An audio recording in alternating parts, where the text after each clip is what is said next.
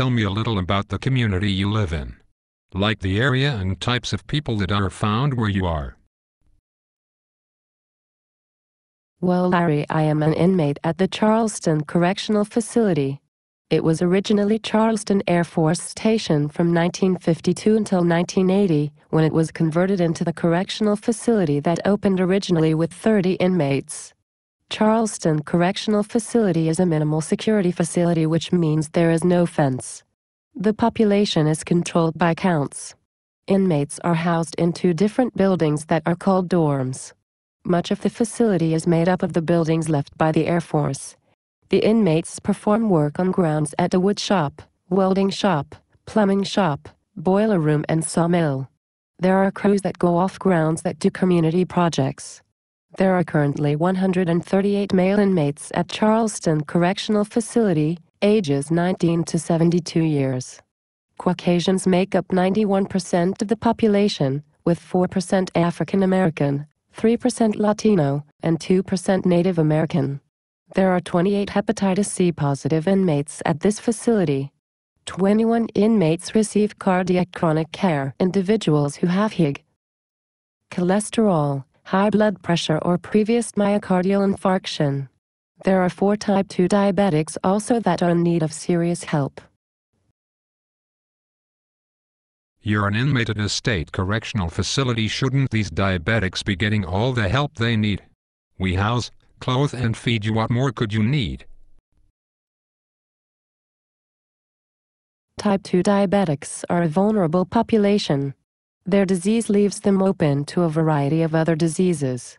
Heart disease, stroke, high blood pressure, blindness, kidney disease, neuropathy and amputation are all complications that this population can face.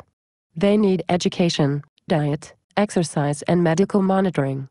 The prison environment is a strict controlled environment. Diets should be planned so that 50% to 60% of the calories come from carbohydrates, 20% to 30% come from fat and the remaining 10% to 20% come from proteins. Inmates are forced to eat a high-fat, high-cholesterol diet consisting of processed foods that are oftentimes fried. Fresh fruits and vegetables are rarely offered. The 8 caloric intake for a day at the correctional facility is 3,200 calories. Inmates can also purchase snack items from the commissary. Most of these items are high as fat, sodium and calories. This makes it nearly impossible for an inmate to lose weight or eat properly to control diabetes. Exercise is limited to recreation time with a gym and no running. There's limited access to educational resources while in prison. With the World Wide Web, answers to many questions are a few keystrokes away. That is not an option in a correctional facility. Inmates are limited to a small library.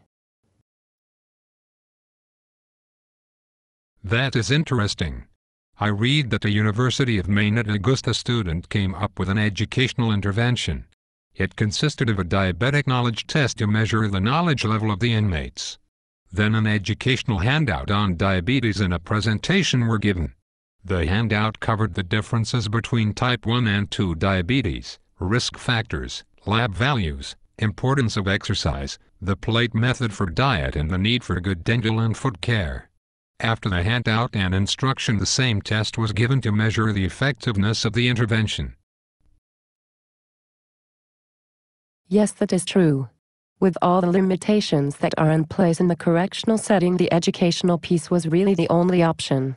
The informational handout proved to be effective. Many of the diabetics were lacking in knowledge of diabetes. On average, they only got 30% of the questions right on the first quiz. After reviewing the handout when retested, their scores all improved. On average, the diabetics got 70% of the questions correct. While not having control while in the facility, the information piece gives the type 2 diabetics and knowledge base to start with when released to manage their own care. Nurses can take advantage of the amount of time an inmate has on their sentence to incorporate interventions and educational pieces. Diabetes can be among the most challenging of all chronic conditions as far as management in the correctional setting.